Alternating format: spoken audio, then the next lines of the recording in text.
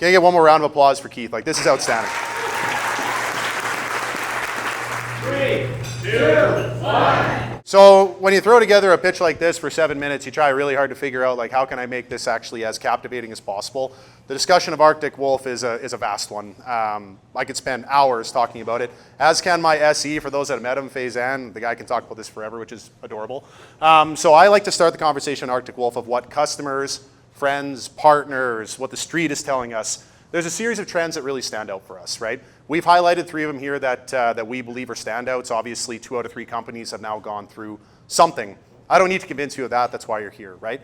Skipping down to the bottom, the concept of unprofitability and how quickly companies can become unprofitable should something happen.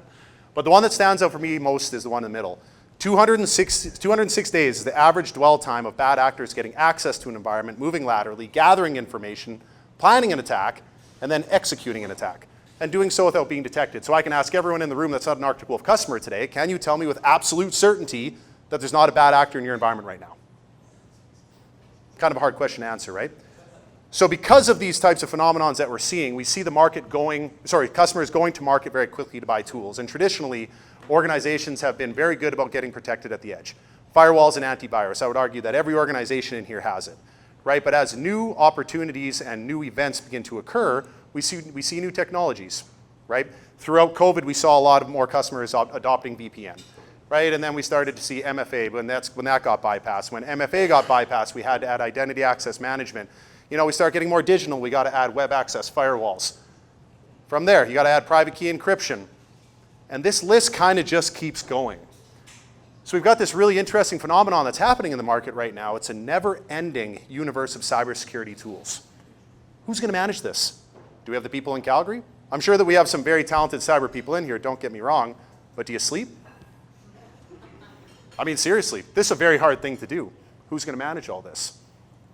The challenge with all of this is that regardless of the money that's being spent, breaches continue to go up.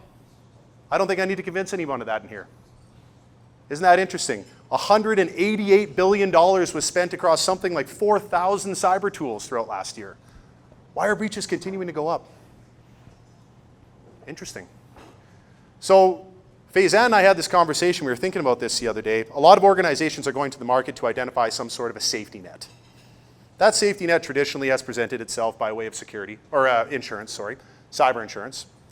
But there's a balancing act that's starting to happen. And this balancing act is how much do I spend, where do I allocate resources towards enhancing my posture versus spending on insurance. But the two go hand in hand, right? So now we've seen a lot of organizations getting proactive, or proactive as they can, and looking at different types of steps to go down some sort of a cybersecurity journey, right? Now, again, this could be argued in some respects, but I would argue that most organizations have bought some sort of tools and technology for their cybersecurity posture. And if you haven't, well, you better get my card. But as we buy these tools, we start to identify that as great as these tools are, as great as the information that's being provided by them, we need to add on a layer of service. And there's unbelievable service providers in here tonight, for the record. I see you guys, I know who you are. Very talented people. So we add the services to these tools. But then services have their limits because we're so short on cybersecurity people. We are 65,000 people short based on cyber demand in Canada today. So if you don't have a CISSP and you're a service provider or an engineer, I recommend getting one because you probably will have a new job within a week. And then organizations started to focus on detection and response. Building detections, having better detections, and responding to those detections. And this is where we've gotten to in the market.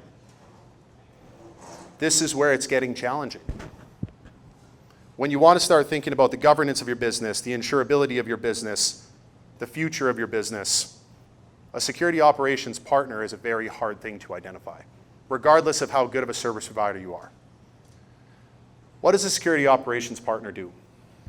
Well, they can see everything. They can see everything 24/7. They can see everything agnostically, regardless of the investments that you've made in your organization. They can add expertise, right? They can do the different types of capabilities that would be very hard to execute from a standard IT footprint. They can offer strategic guidance, and they can work with those organizations, watching time, work with those organizations to make you better at security over time. This is what a security operations partner is. And this is where Arctic Wolf prides itself in going to market to be a true security operations partner. Now, there's a few facets of what Arctic Wolf does that makes us very different. Right? We do have a world-renowned platform that's built on an unbelievable amount of data. I'll talk about those stats in a moment. This platform is built on open XDR architecture, and it's taken on some of the most needed criteria that is, quite frankly, required to produce the types of outcomes that I'm discussing tonight. And that's what Arctic Wolf does. We own the outcome and we provide that outcome. This platform has taken on the capabilities of a SIEM. It is built on open XDR architecture, as I mentioned, and it is enriched with SOAR automation, everything in one place, ingesting nearly 7 trillion events per week agnostically. We provide the concierge security team. This is the services overlay that's very hard to find. We can provide 2 to 3 cybersecurity professionals as an extension of our offering, named to your account, supporting the organization. This is a patented framework by Arctic Wolf. It's been pretty successful. And we own the outcome, most importantly. I think that's what we're all looking for in our cybersecurity practice, is the outcome of these practices. Now, I did mention our platform, so I'll take less than 20 seconds to put this together, right? But we can see across the bottom the various areas of telemetry feeding into this platform. And again, built on open XDR architecture, so we've actually gotten a seat at the table with most folks in town because we don't care about the investments that you've made. We're looking for the telemetry that they provide. That's really interesting. We can work with you now, we can work with you as you make changes to keep you safe during that time, and we can work with you in whatever your new status quo is. And we've solved one of the biggest challenges in the market that FaZe and I see. How do we bring all of this telemetry, all of this data from all these different sources into one place, provide central visibility to all of it, and assign criticalities to what's actually important in all of that information? Arctic Wolf's solved that. I'm going to leave this slide here and not talk much about it. This is a little bit of the how we can do what we do. We're not small, 8 SOCs globally, over 7,000 customers leveraging us for 24/7, over 1,000 security engineers, and a big Canadian footprint. Thank you.